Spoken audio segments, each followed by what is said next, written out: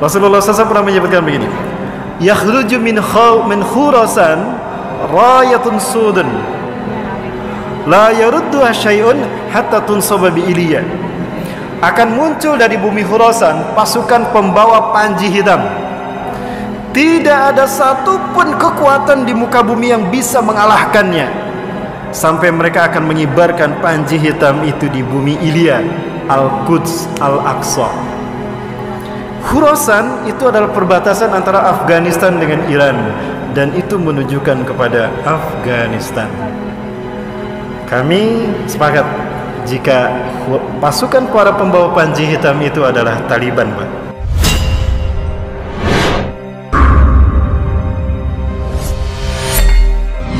Rasulullah SAW pernah menyebutkan begini, yakhruju min Khurasan rayatun sudun la yarudduha syai'un hatta tunsaba bi Iliya.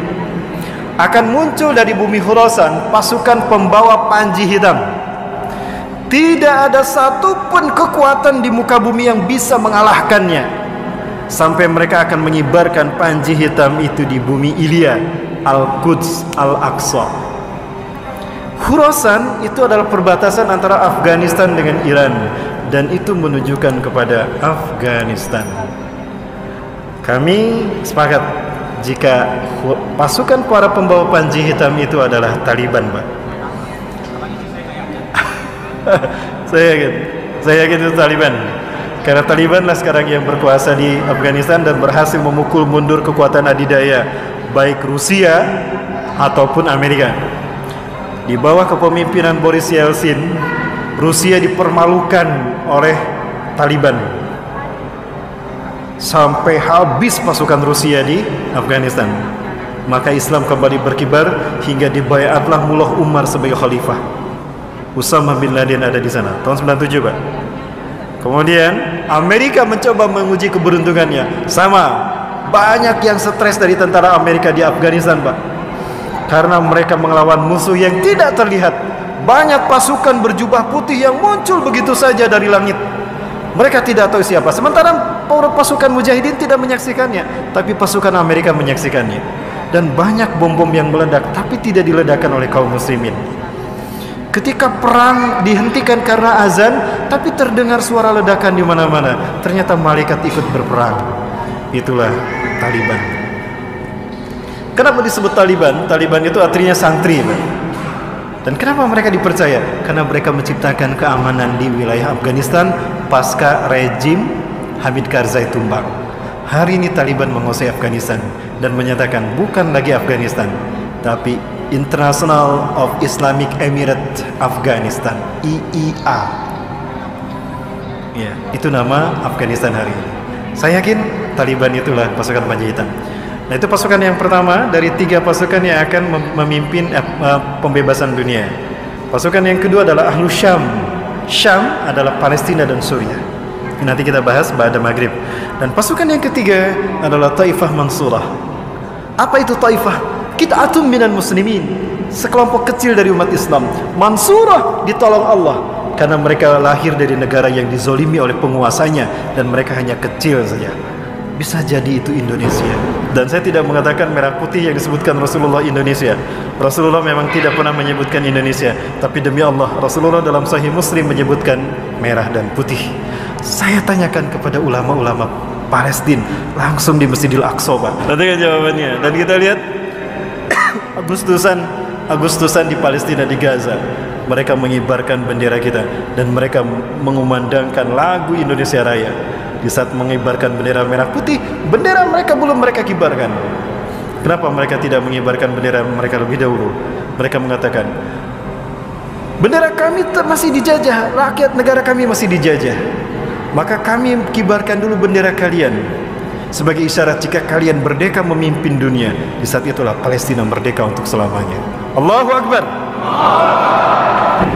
Ya, kebangkitan Turki ini akan menjadi pembuka bagi pembebasan wilayah-wilayah yang ada di seluruh dunia, terutama Jazirah Arab. Ketika Imam Mahdi dibayar, Bapak Ibu ingat, Imam Mahdi akan dibayar ketika ibadah haji hanya sedikit dilaksanakan. Aneh sekali, padahal di saat Imam Mahdi muncul, kalau di akhir zaman, berarti umat Islam mayoritas. Tapi kenapa hanya sedikit mereka yang beribadah haji dan umrah? Nah, bisa jadi karena pandemi. Sedikit kan yang beribadah haji. Kemudian, Imam Mahdi akan dibayat setelah matinya seorang raja, lalu diikuti oleh pertarungan 3 putra mahkotanya berebut kekuasaan. Baik, saya sebutkan beberapa 2 hadisnya. Yang pertama, yaqtatilu salasatun 'inda kanzikum. Akan berperang 3 orang laki-laki di sisi Ka'bah kalian. Kulum ibnu khalifatin, 3-tiganya putra mahkota, anak raja. Tsumma la yasiru ila wahidin minhum, tetapi salah satu dari mereka tidak berhasil menjadi raja. Karena yang menjadi raja adalah Imam Mahdi. Kalau kita mendengar raja Arab meninggal, lalu terjadi perang antara 3 anaknya, saya tidak tahu. Perkiraan saya apakah antara Muhammad bin Salman, Muhammad bin Nayef dan Khalid bin Farhan, atau antara Muhammad bin Salman, Muhammad bin Nayef dan Al-Walid bin Talal. 3 orang ini adalah putra mahkota. Dan Raja Salman sudah diberitakan sakit-sakitan, ada isu meninggal dunia. Apakah ini isyarat Imam Mahdi akan segera dibayat di musim haji? Wallahu a'lam bishawab. Yang saya tahu, beliau dibayat pasca ibadah haji. Dan hanya sedikit yang berbayat. Dan ketika beliau berbayat, apa yang akan terjadi? Rasulullah menyatakan perang akan terjadi karena akan ada pasukan yang memerangi Imam Mahdi di saat itu Imam Mahdi menyelamatkan diri. Dan perang pertama bukan melawan Cina, bukan melawan Amerika, bukan melawan Israel, tapi perang melawan Jazirah Arab. Innakum satagzuna jaziratal Arab wa yaftahuha Allah. Sungguh kalian akan memerangi Jazirah Arab dan Allah akan memenangkannya untuk kalian. Summa tagzunal faras wa yaftahu Allah, lalu kalian akan memerangi Persia dan Allah akan memenangkannya untuk kalian. Summa tagzunar Rum wa yaftahu Allah, lalu kalian akan memerangi Rum, Eropa, dan Allah akan memenangkannya untuk kalian. Summa tagzunad Dajjal wa yaftahu Allah, lalu kalian akan memerangi Dajjal dan Allah akan memenangkannya untuk kalian. Kenapa Jazirah Arab diperangi lebih dulu? Karena Jazirah Arab dipimpin saat itu oleh orang-orang munafik, termasuk wilayah Teluk itu dipimpin orang-orang munafik. Maka beberapa negara di Teluk ini akan menjadi titik yang akan memberikan suntikan kekuatan umat Islam di bawah kepemimpinan Imam Mahdi. Sebut saja Qatar. Qatar adalah satu negara di Arab yang memberikan suplai besar kepada para mujahidin, termasuk Al-Qaeda. Kalau Inggris menjadi suaka politik bagi pemimpin yang memerangi Islam dan aliran sesat, maka Qatar adalah suaka politik bagi pejuang-pejuang Islam di seluruh dunia hari ini. Maka tidak menutup kemungkinan Bani Tamim akan muncul dari Qatar. Pemuda Bani Tamim akan muncul dari Qatar. Itu sempat ada pembahasan seperti itu kan.